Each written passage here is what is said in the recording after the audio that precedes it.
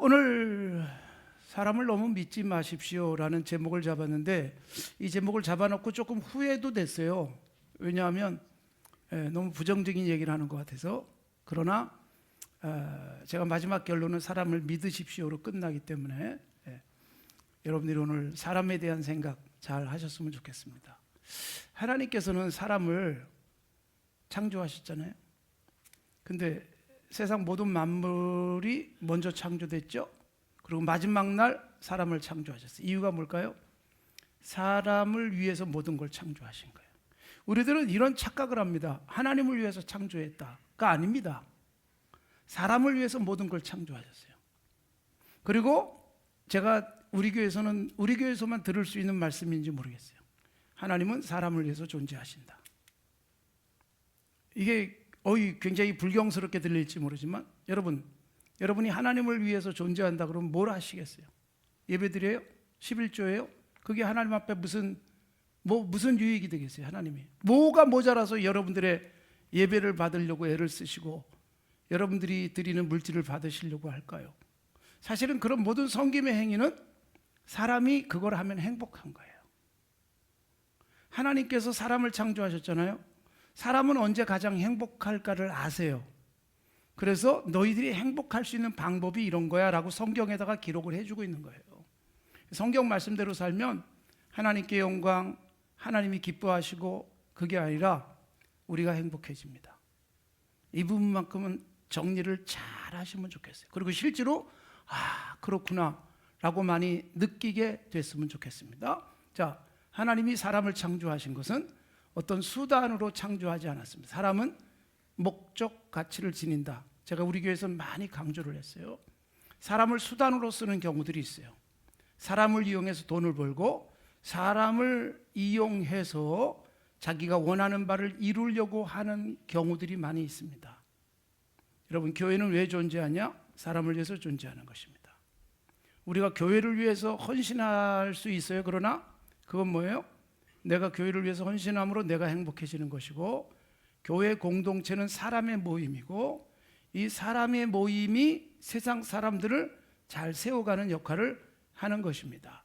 그래서 우리들이 사람에 대한 가치 다시 한번 분명하게 했으면 좋겠습니다. 사람이 수단이 되어버리는 가장 불행한 이 세상의 모습, 죄악된 인간들의 탐욕 때문에 나오는 것들입니다. 오늘도 저는 여러분을 위해서, 여러분은 저를 위해서, 서로가 서로를 위해서 존재해 드리는 것입니다. 당신은 내 인생의 목적입니다. 아내, 남편, 혼자 살면 외로우니까 당신 내 곁에 있으면 좋겠어가 아니라 나는 당신이 목적이어야 돼요. 나의 즐거움을 위한 수단이 되지 않도록 조심하십시오. 자녀 키워서 부모가 덕 벌려고 하는 게 아니다. 다 너를 위해서 그러는 거다라고 말하지만 사실은 그 속에 이기적 욕망들은 다 있어요. 자녀를 위해서 부모가 존재해 주는 거예요. 내가 너를 돕고 내가 너를 사랑하고 너에게 희망을, 너에게 꿈을 불어넣어 주는 거죠. 그런데 자녀는 그렇게 격려받으면서 잘 크다 보니까 자기 자신이 행복해지는 거예요. 그리고 역시 내가 누군가에게 행복과 기쁨을 줄 수 있을 때 인간이 행복해지는 것입니다. 자, 사람은 목적 가치를 가지고 있습니다. 절대로 수단일 수 없습니다. 그런데 여러분, 인간의 죄악은 사람을 수단화하고 사람을 도구화해 버리는 것입니다.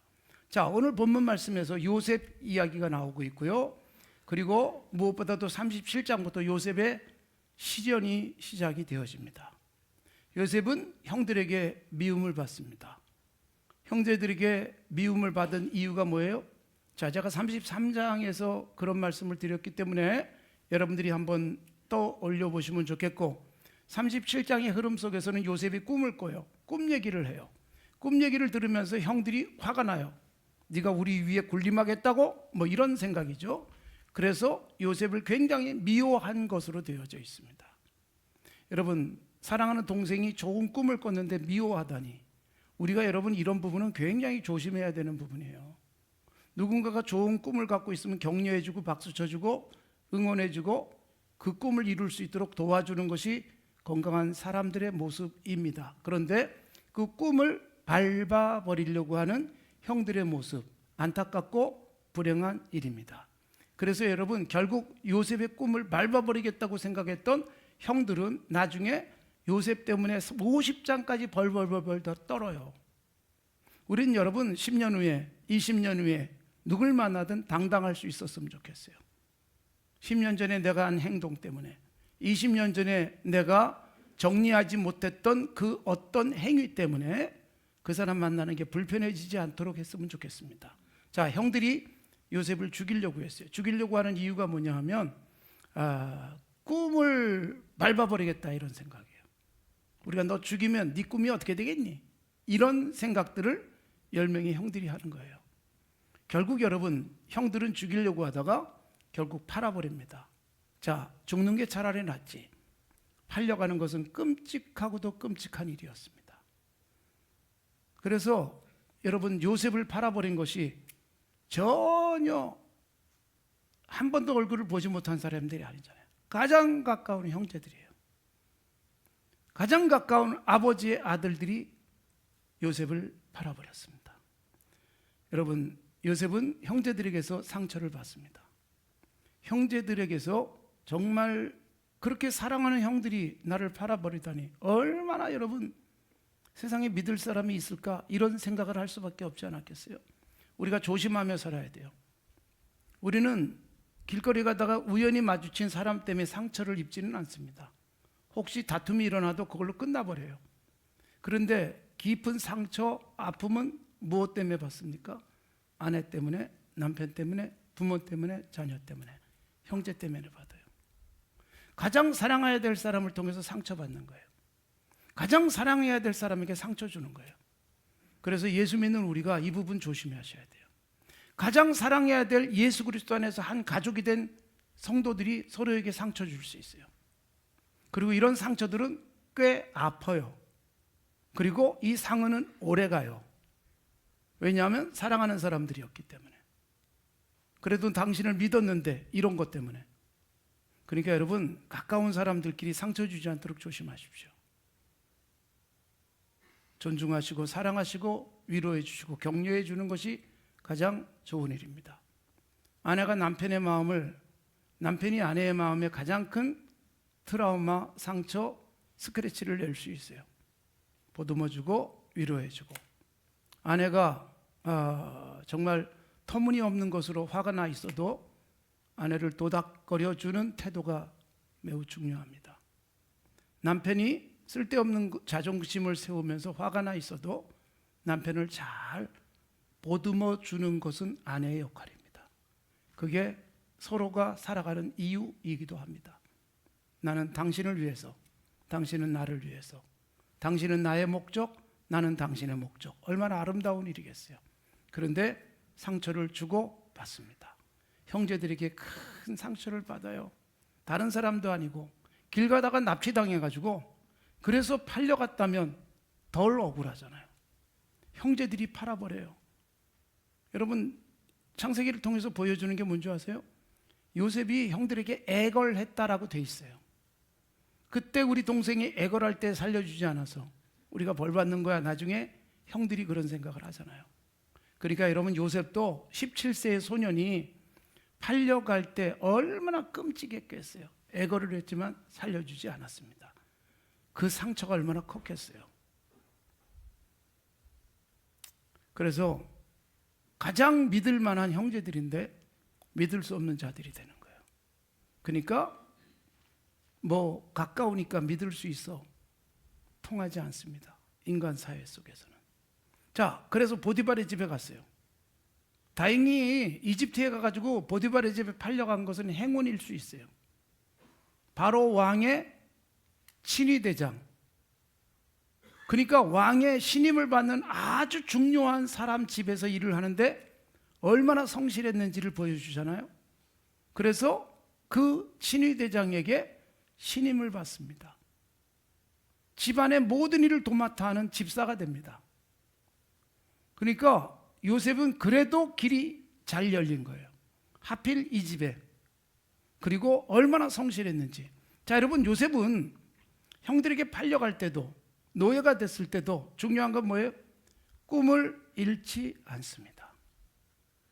우리는 어떤 시련이 오든 꿈을 갖고 살아야 돼요. 예수 믿는 사람은 그 꿈이 뭐예요? 하나님의 나라에 대한 비전이고, 하나님의 나라를 어떻게 쓰실까에 대한 기대와 그리고 설레임이 꿈이에요. 요셉은 꿈을 포기하지 않았다는 건 뭘 통해서 알려주고 있을까요?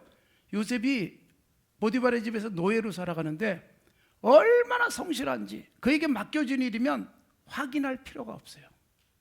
그 정도로 빈틈없이 일처리를 하는 거예요. 그런데 억울하게 죄를 뒤집어 쓴 채 감옥에 들어가요. 감옥에 들어가서도 간수장이 요셉에게 일을 맡겼더니 감독이 필요 없을 정도로 너무나도 성실한 거예요. 여러분, 그렇게 자기 일에 충실하고 누구에게든 믿음이 가는 삶을 살게 되는 것은 뭐예요? 가슴에 꿈을 버리지 않았고 포기하지 않은 거예요. 내가 꿈이 있어요. 이렇게 살다 보면 언젠가 꿈이 이루어질 것이다. 이렇게 살다 보면 하나님이 나를 반드시 들어서 사용할 것이라고 하는 확신이 있었던 거예요. 그러니까 여러분, 아이고 내가 이런 꿈을 가졌는데 이게 뭐야? 아유 나는 이제 끝났어. 이게 여러분 우리를 지치게 만들고 우리로 하여금 인생을 함부로 내던지게 만드는 일이에요. 나는 내가 지켜야 돼요. 우리는 하나님께 기도하고 하나님이 날 지켜주세요라고 기도하고 하나님께서 우리 자녀를 지켜주세요라고 기도도 하지만, 그러나 하나님은 우리에게 뭐라고 말씀하세요? 야, 네가 지켜. 넌 네가 다독거려. 그래서 나의 가장 큰 위로자는 나여야 돼요. 나의 가장 큰 격려자는 나여야 해요. 내가 나를 향해서 늘 말하는 거예요. 그래, 너 할 수 있어. 하나님이 네 뒤에 계시는 거 보이지 않니? 나를 격려하는 거예요. 요셉은 여러분 감옥에 들어왔어요. 자포자기하지 않아요. 거기서도 너무나 성실해요. 이런 태도가 뭐예요? 꿈이 있기 때문에 꿈을 포기하지 않습니다. 자, 그러면 여기서 보세요. 왜 감옥에 들어가게 돼요? 보디발의 집에서 충성스러운 일꾼이요 그 가정의 전체를 총괄하는 집사가 됐어요. 그런데 누구에게 여러분 함정에 빠지는가? 보디발의 아내였어요. 보디발의 아내가 창세기에서는 여자들이 참 많이 힘들게 합니다. 그래서 요셉을 보디발의 아내가 결국 구렁텅이로 빠뜨립니다. 얼마나 억울해요. 근데 여러분 이것까지는 억울해도 참을 만한데 보디발이 얼마나 요셉을 신뢰했어요. 그러면 어떻게 해야 돼요? 자초지종을 살펴야죠. 요셉이 그럴 리가 없어. 끝까지 믿었어야 되지 않아요? 그런데 보디발은 가정의 평화를 위해서 요셉을 버리기로 작정을 한 겁니다. 가장 안타까운 일이에요. 분명히 보디발은 알았을 거예요. 아내가 어떤 여자인지를. 그러니까 억울하게 요셉이 죄를 뒤집어 썼다는 걸 알만한 보디발은 요셉을 구명하지 않습니다. 그렇게 충성스럽게 일했는데, 자, 자기가 그렇게 사랑했던 형제들이 얼마나 잘 있나, 아버지 심부름으로 멀리까지 형제들의 안부를 확인하러 왔던 요셉은 형제들에게 팔렸죠. 그렇게 충성스럽게 일한 보디발의 집에서 보디발의 아내로 인해서 죄를 뒤집어 쓰고 감옥에 들어가지만 보디발은 전혀 관심조차 두지 않는 이 참담함, 세상에 믿을 사람이 없다라는 생각을 할 수밖에 없을 것입니다. 자, 그런데 감옥에서 기가 막힌 일이 일어났습니다. 감옥에서 너무나도 성실하게 일하는 이 요셉에게 간수장이 중요한 일들은 그에게 다 맡겼어요. 확인할 필요도 없었어요. 그런데 어느 날 여러분 친위대장의 관리하에 있는 감옥 속에 바로 왕의 두 신하가 들어왔습니다. 하나는 바로 왕의 양식을 담당하는 떡 맡은 관원장, 또 하나는 술을 담당하는 관원장이 들어왔어요. 그런데 여러분 두 사람이 그래도 해고가 돼서 감옥에 들어왔지만 간수장은 그들을 잘 보살펴야 됐어요. 그래서 적격자로 요셉을 임명합니다. 요셉이 두 사람을 잘 섬겨주게 했어요. 근데 여러분 요셉은 일만 잘하는 게 아니에요. 요셉은 술 맡은 관원장과 떡 맡은 관원장을 옆에서 보좌하라고 했더니 감정 관리까지 해요. 어느 날 아침에 보니까 낯빛이 달라요. 여러분 그런 것까지 맡기지는 않았잖아요.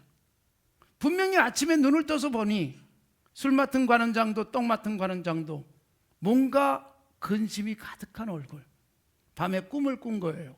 그 꿈이 너무나도 마음을 편치 못하게 하기에 이들은 얼굴이 분명히 어제와 다른 모습. 그런데 그걸 알아채는 요셉. 이게 얼마나 여러분 세밀한 요셉의 일하는 태도일까요? 그냥 옆에서 도와줄 거 도와주고 시키는 건 하면 될 텐데 안색까지 확인하는 거예요. 그리고 뭐라고 말해요? 두 분 어르신들 보니까 오늘 새벽에 근심이 가득해 보입니다. 제가 도와드릴 일은 없을까요? 밤사이에 무슨 일이 있었나요?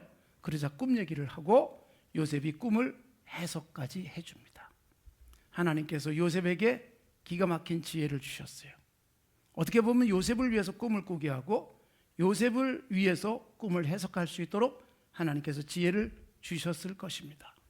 꿈 얘기를 듣고 떡 맡은 관원장, 술 맡은 관원장에게 각각의 꿈 해석을 했고, 그리고 나서 꿈 해석한 대로 그대로 됩니다. 떡 맡은 관원장은 이 세상을 떠나고 술 맡은 관원장은 바로의 생일에 다시 바로 왕 앞에 술잔을 올릴 수 있는 사람으로 복직이 됩니다. 그럴 때 여러분 오늘 마지막 절이에요. 23절에서 요셉이 술 맡은 관원장에게 부탁을 합니다. 21절부터 부탁을 하는데 제가 이런 곳에 들어올 사람은 아닙니다. 보셨지 않습니까? 제가 얼마나 성실하게 일하는데 너무 억울한 일로 들어왔으니 당신이 복직이 돼서 나가시면 저를 생각해 주세요. 그런데 어떻게 됐어요? 23절 술 맡은 관원장이 요셉을 기억하지 못하고 그를 잊었더라 그랬어요. 사실 이것은 굉장히 중요한 메시지가 이 속에 있어요. 여러분 이 순간 요셉은 살 길이다. 누굴 통해서? 술 맡은 관원장을 통해서. 우리가 종종 이런 생각을 하는 거예요. 하나님이 이 사람 통해서. 그때부터는 여러분 하나님이 나를 건져주실 것이라는 생각보다 이 사람이 나를 건질 것이라는 생각이 강해지기 시작하면 하나님은 그걸 틀어막습니다. 무려 2년을 술 맡은 관원장은 기억도 못합니다. 여러분 같으면 있겠어요? 감옥에 들어갔는데 그런 요셉을 만났는데 나오자마자 여러분 아내에게 얘기하고 나오자마자 주변 친구들에게 말하고 나오자마자 왕에게 술잔을 드리면서 이 말을 하고 싶지 않았겠습니까? 그런데 2년을 있습니다. 왜요? 하나님이 있게 하시는 거예요. 너 그 사람이 하나님인 것 같으니 보이냐? 그 사람이 너를 건져줄 것 같으냐? 아니야. 하나님이 있게 하세요. 그래서 요셉도 정신을 바짝 차립니다. 아니구나. 그때부터 다시 하나님만 바라보게 하시는 거예요. 그러니까 여러분 요셉 입장에서는 형들에게 배신당해요. 보디발에게서 버림당해요. 그 다음에 술 맡은 관원장에게서 결국 외면당해요. 얼마나 서럽고 속상하고 세상 살맛이 나지 않겠습니까? 그러나 여러분 이런 요셉의 시련 우리에게 뭘 보여줄까요? 우리가 이 세상 살아가면서 사람에게 너무 믿음을 두지 마십시오. 제가 불신을 조장하고 싶어서 하는 말씀은 절대로 아닙니다. 사람은 제가 늘 강조하지만 믿을 대상이 아니라 사랑할 대상입니다. 사랑할 대상을 믿다가 실망하고 시험에 들고 상처받고 내가 그렇게 상처 주지도 않은데 스스로 상처받아요. 당신 그럴 줄 몰랐다. 아니 내가 언제 그렇게 한 적이 있어요? 내가 언제 나를 그렇게 믿어달라고 한 적이 있어요? 그런데 나로 인해서 상처받았다는 거예요. 그러니까 우리가 여러분 살면서 너무 기대하지 마세요. 나도 너도 우리 모두가 죄인이에요. 성경이 말하고 있는 가장 중요한 인간관, 인간은 믿을 존재가 아니다. 그래서 우리에게 뭐가 필요해요? 하나님이 필요하고 우리는 예수 그리스도를 믿음으로 말미암아 하나님 내 곁에 믿을 사람 주세요가 아니라 내가 옆에 있는 사람들이 믿을 만한 사람이 되게 하옵소서. 그리고 노력해가는 거예요. 그런데 우리는 뭐예요? 함부로 사람을 믿습니다. 저 사람이면 될 거야. 저 사람하고 나하고 벌써 30년 지기인데 근데 30년 지기가 우리를 실망시키는 것입니다. 저 사람과 내가 그래도 멀지도 않은 가까운 인척인데 근데 그게 우리를 가슴 아프게 만드는 것입니다. 그러므로 여러분, 사람을 너무 신뢰하지 말라. 이것은 성경이 분명히 말씀하는 것이고, 요셉이 이 훈련의 과정을 거치는 거예요. 17세부터 30세 될 때까지 13년을 사람에 대한 믿음을 내려놓는 거예요. 그리고 누굴 바라봐요? 하나님만 바라보게 하시는 거예요. 여러분, 이것은 요셉만 경험한 게 아니고 예수님도 겪으셨어요. 예수님이 그렇게 믿었던 제자들에게 배신을 당하는 거예요. 예수님이 다 아셨어요. 그래서 예수님이 경고도 하시잖아요. 너희가 다 나를 버릴 것이다. 그러자 제자들이 서로 경쟁하듯 아니에요. 이 친구들은 다 버려도 나는 절대로 아니에요. 경쟁하듯 그렇게 말했어요. 특히 베드로가 가장 앞장서서 그렇게 말합니다. 그런데 바로 너 베드로 나를 3번이나 부인할 거야. 그래도 여러분, 부인을 한 베드로가 낫습니까? 그냥 부인도 안 하고 도망간 사람이 낫습니까? 그래도 베드로가 훨씬 나은 거예요. 베드로는 왜 부인했어요? 예수님 가까이 따라갔다가 부인하는 거죠. 다른 제자들은 가까이 가지도 않았기 때문에 부인할 기회도 없었던 거예요. 우리는 베드로를 부인한 사람으로 낙인을 찍는데 일을 한 사람이 그래도 사고를 치는 거예요. 설거지로도 해야 그릇도 깨는 거예요. 손에 물도 안 붙이면 그릇도 안 깹니다. 베드로 사도는요, 간 거에 가까이. 그래서 부인도 하게 되는 거예요. 다른 제자들은 그냥 다 도망가 버리고. 자, 여러분, 특별히 예수님의 제자 중에 빅3, 베드로, 야고보, 요한, 특별히 예수님이 가까이 데리고 다니셨어요. 기도도 특별히 예수님 곁에서 하게 하셨고, 그리고 죽은 자를 살리는 기적 가운데 그들 셋은 동행을 하기도 했어요. 그러나 그들 셋도 소용이 없었습니다. 그러니까 12명 모두가, 한 명은 배신자, 나머지 11명 다 주님 버리고 도망가는. 그러니까 여러분, 예수님 보면 굉장히 위로가 돼요. 저는 예수님의 12제자도 다 배신하고 팔아버리고 뭐 모른다 그러고 그랬는데, 내가 뭐길래 내 곁에 끝까지 누가 있어 줄겠다고 기대하겠는가? 혹시라도 누군가가 내게 등 돌리면 당연하지. 예수님한테도 그랬는데 그 생각이 되기 때문에 굉장히 위로가 되어져요. 여러분, 이게 위로가 된다는 말이 이해가 되시나 모르겠습니다. 그렇다고 제게 등지는 사람이 많다는 뜻은 아닙니다. 그리고 여러분들 등져도 된다는 말도 아닙니다. 자, 예수님은 그렇게 배신을 당하는 거예요. 그러니까 사실은 요셉은 예수님의 예표처럼 형제들에게 배신당하고 팔리잖아요. 예수님이 형제인 유대인들에게 그렇게 당하는 거예요. 그리고 죽은 자처럼 되잖아요, 요셉이. 그리고 부활하면서 영광스러운 옷을 입잖아요. 예수님이 부활의 영광을 누리시잖아요. 구약 속에, 창세기 속에 나타난 예수 그리스도의 아주 구체적이고 분명한 예표로서 요셉은 등장하고 있는 것입니다. 자, 보세요. 예수님조차도 제자들이 배신하고 등 돌렸다는 것을 우리에게 보여주고 있고, 구약에서 가장 또 예수님을 예표하는 중요한 인물, 왕 다윗. 다윗도 얼마나 많은 시련을 겪습니까? 다윗의 믿었던 사람들이 배신을 해요. 가장 심각한 배신이 뭘까요? 가장 슬펐던 배신? 아들 압살롬이 아버지 죽이겠다고 쫓아오는 거예요. 그 다음에 마지막 배신이 뭔지 아세요? 열왕기상 1장에서 이번엔 넷째 아들 아도니아가 반역을 해요. 근데 놀랍게도 압살롬이 반역을 할 때는 다윗의 모략가, 다윗 밑에서 가장 똑똑하고 지혜롭고 통찰력을 가지고 있는 아히도벨이 배신을 하고 압살롬 편에 가버려요. 이게 여러분 얼마나 다윗으로서는 너마저 이런 생각하게 되는 거죠. 그리고 여러분, 아도니아가 반역했을 땐 평생을 곁에 있었던 군대 장군 요압이 아도니아 편에 서요. 물론 여러분, 이 배신자들은 다 멸망당하고 말았지만, 그리고 다윗이 든든히 서지만, 그러기에 여러분 다윗은 그의 시편에서 오직 하나님만 바라봅니다. 세상에 믿을 사람은 없습니다. 오직 하나님입니다. 세상 사람들은 군대를 그리고 병거를 의지하지만 나는 하나님만 의지합니다.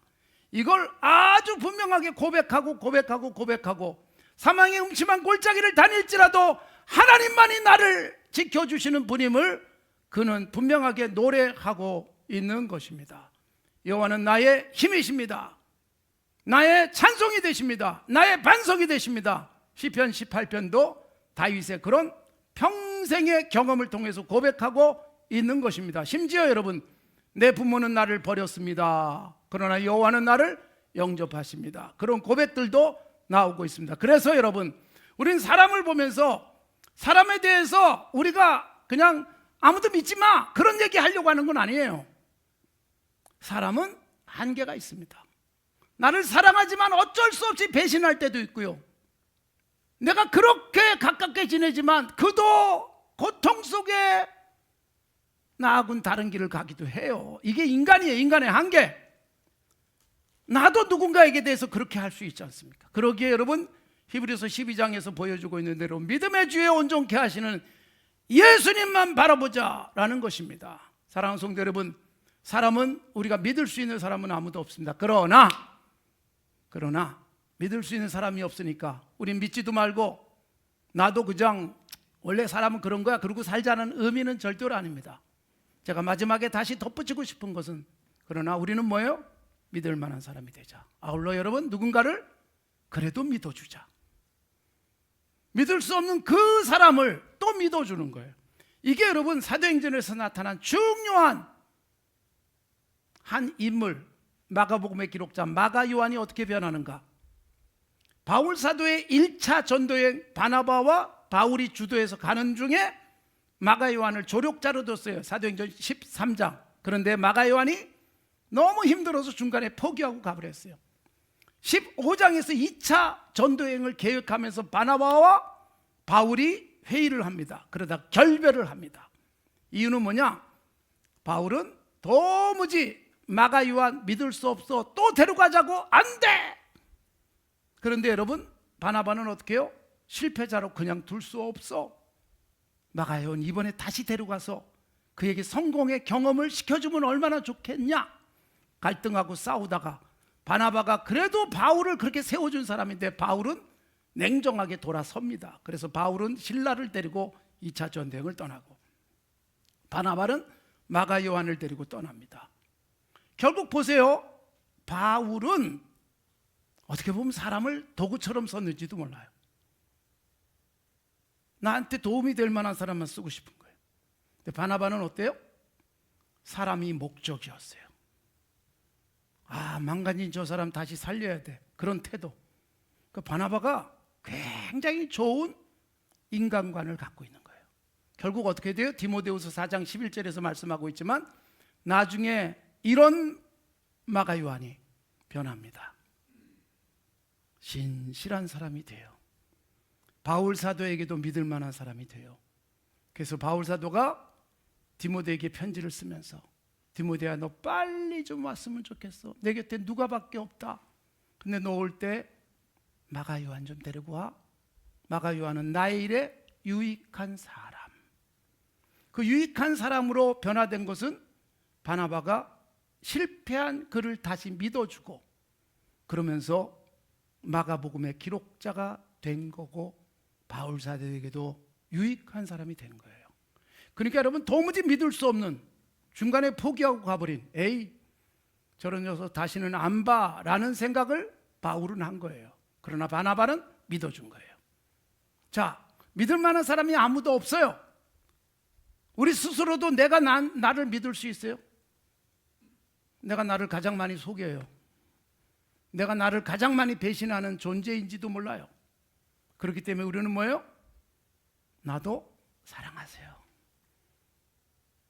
약한 나를, 수없이 나를 속이는 나를 사랑하세요. 옆에 있는 사람, 나에게 상처 주는 당신 사랑하세요. 사랑하다 보니까 어느새 믿을 만한 사람이 되고, 믿어주다 보니까 사랑은 더 넘쳐나고, 믿을 사람 아무도 없지만 그럼에도 불구하고 사랑하고 믿어주고, 그러면서 우리가 살고 있는 세상에 좋은 사람들이 많이 생깁니다. 아, 저 사람이 저렇게 컸네. 야, 저 사람이 저렇게 변했네. 감동받게 되는 거예요. 사실은 이현진 집사랑 그 라오스를 갔다 왔어요. 제가 청년부 지도할 때 우리 회장이었어요. 같이 늙어가고 있습니다 이제. 청년부 그때 몇 안 될 때 담임 목사가 직접 청년부 내가 직접 지도 목사하겠다. 그러니까 제가 그때 할 때 우리 이현진 집사가 회장이었어요. 이제 어느새 제가 이현진 집사에게 자문도 하고, 세무사라서 그런지 숫자가 파파파파파. 이게 몇 배일까 그러면 여장노님은 그 100배인데 그러면 아니에요, 10배입니다. 다 계산. 여장노님은 여기 지금 안 계시죠? 그러니까 여러분 기가 막힙니다. 정말 생각지도 못했던 사람이 어느새 중요한 자리에 와 있어요. 우리가 여러분 사랑하고 믿어주고 기대하고 격려하고 서로에게 좋은 사람 됐으면 좋겠어요. 우리 지휘자 집사님은 찬양대원들을 잘 신뢰하고 사랑하고 격려해 주시고 그거 잘해요, 그죠? 대답을 안 하시네. 네. 그리고 우리 찬양대원들은 어떻게 해야 돼요? 지휘자를 사랑하고 격려하고 믿어주고 하자는 대로 하자. 비록 욕먹어도 하자. 건강한 찬양대가 되는 거예요. 여러분 우리가 가정도 그렇게 가는 거예요. 당신, 나 벌써 몇 번째야? 이게 여러분 우리는 상처가 되는 거예요. 벌써 몇 번째야? 그럴 때 우리는 무슨 생각이 들어요? 세고 있었구나. 또 하나는 뭐예요? 안 잊어버리는구나. 그때부터 섬뜩한 거예요. 그 전에 벌써 몇 번째야? 이 속에 세고 있는 거예요. 그 다음에 그때 잊은 줄 알았더니 기억하고 있구나. 무서운 거예요. 그래서 우리는 사랑하고 또 믿어주고 내가 당신을 또 품을 수 있게 해줘서 고마운 거예요. 내가 당신을 또 격려할 수 있어서 고마운 거예요. 주님이 우리에게 그렇게 하고 계시니까. 하나님이 우리에게 그렇게 하고 계시잖아요. 우린 그런 하나님을 믿으며 살고 있으니까 서로에게 그랬으면 참 좋겠어요. 그래서 따뜻한 교회가 됐으면 좋겠습니다. 좋은 관계로 살아가십시오. 세상에 믿을 놈 하나도 없어 그러고 살지 마시고 그 속에서 사랑할 사람은 너무 많은데 사랑했더니 이 사람도 믿을 만한 사람이 되고 저 사람도 어느새 내 가슴 속에 들어가고 그 사람이 그렇게 하다니 감격이 되는 건강한 하나님의 사람들이 되시기를 바랍니다.